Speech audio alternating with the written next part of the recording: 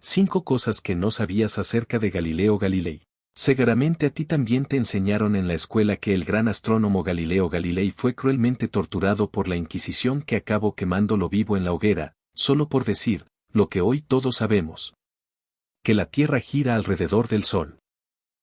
Este mito se utiliza para ilustrar la crueldad y la irracionalidad de la Inquisición, pero principalmente se utiliza para demostrar que la fe y la razón son como el agua y el aceite, no se mezclan.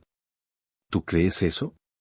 Bueno, pues aquí tienes 5 cosas que seguramente no sabías acerca de Galileo Galilei que tal vez te hagan pensar que no todo lo que te han dicho sobre la relación entre ciencia y fe o sobre la Inquisición es cierto.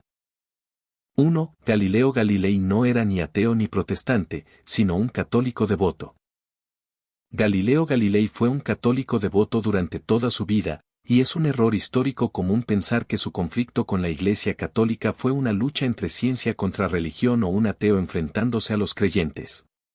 Galileo sostenía que Dios había revelado su verdad a través de 2 libros, el libro de la Biblia, Revelación Divina, y el libro de la naturaleza, el mundo físico. Él argumentaba que ambos no podían contradecirse, porque ambos provenían de Dios. Una prueba clara de su cercanía con la Iglesia es su vida familiar. 2 de sus 3 hijos, sus hijas Virginia y Livia, ingresaron al convento de San Mateo en Arcetri, tomando los nombres de Sor María Celeste y Sor Arcángela. 2. Galileo no fue ni torturado ni quemado vivo por la Inquisición. No existe evidencia histórica de que Galileo fuera torturado físicamente.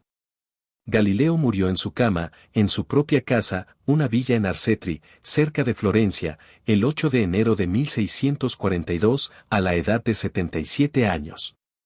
Murió de causas naturales, probablemente debido a complicaciones de salud relacionadas con su avanzada edad y ceguera. 3. Galileo no pasó ni un solo día en las mazmorras de la Inquisición.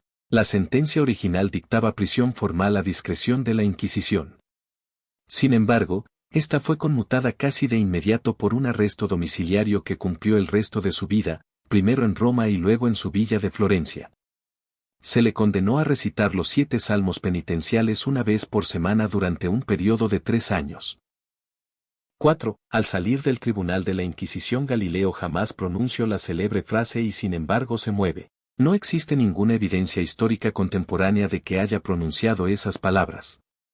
La historia de esta frase no aparece en ningún registro, diario o carta de la época. La primera vez que alguien puso por escrito esta anécdota fue en 1757, más de 120 años después de la muerte de Galileo, en un libro llamado The Italian Library de Giuseppe Baretti. 5. Masones y protestantes han trabajado juntos durante más de 200 años para construir el mito de Galileo. El mito de Galileo no surgió por accidente, sino que fue construido deliberadamente a lo largo de los siglos. Si rastreamos quiénes fueron los principales arquitectos de esta narrativa de guerra eterna entre ciencia y religión, encontramos nombres clave, principalmente en los siglos XVIII y XIX. Hay 3 personas que contribuyeron de manera particular. Voltaire, el padre de la secularización en el siglo XVIII, el filósofo francés Voltaire, que era masón, fue uno de los primeros en usar a Galileo como una herramienta política. Para los ilustrados, la Iglesia Católica representaba el poder dogmático que impedía el progreso, y Galileo era la víctima perfecta. Voltaire popularizó la idea de Galileo como un hombre que sufrió por decir una verdad que la Iglesia no quería aceptar. No le importaba tanto la precisión histórica, incluso ignoraba los detalles científicos de la disputa, lo que le importaba era crear un símbolo. Convirtió a Galileo en el paladín del racionalismo frente al oscurantismo. 2. John William Draper y Andrew Dickson White, los padres de la tesis del conflicto. Si Voltaire puso los cimientos del mito, estos 2 personajes del siglo XIX construyeron el edificio completo.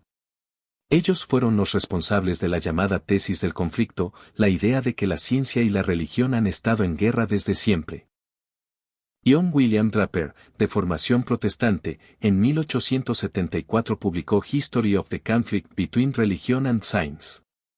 Fue un libro polémico, escrito con un tono anticatólico muy marcado, que presentaba la historia de la ciencia como una serie de batallas contra la fe. Andrew Dickson White, también protestante, fue el cofundador de la Universidad de Cornell y, probablemente, quien más daño hizo a la verdad histórica. En 1896 publicó un libro titulado A History of the Warfare of Science with Theology in Christendom. White necesitaba argumentar que la educación universitaria debía ser secular. Para lograrlo, utilizó el caso de Galileo para demostrar que la Iglesia siempre había intentado frenar el progreso científico.